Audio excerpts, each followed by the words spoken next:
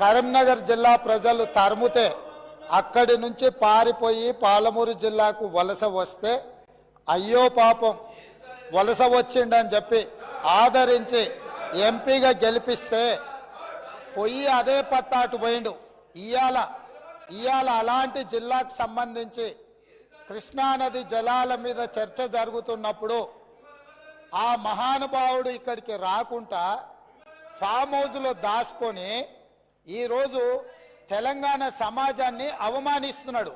ఇంతకంటే కీలకమైన అంశం ఈ తెలంగాణ సమాజంలో ఏమైనా ఉందా అధ్యక్ష? మీరు చెప్పండి. మీరు కూడా వికారాబాద్ జిల్లా కరువు ప్రాంతం నుంచి వచ్చిండ్రు కదా. ఇంత కీలకమైన చర్చ జరుగుతున్నప్పుడు తెలంగాణ సమాజానికి వాస్తవాలు చెప్పాల్సిన వినిపించాల్సిన అవసరం వచ్చినప్పుడు ఈ సభ మొత్తం మా సాగునీటి పారుదల శాఖ మంత్రి గారు ప్రాజెక్టులను కేంద్ర ప్రభుత్వానికి ఒప్పజెప్పేదే లేదు,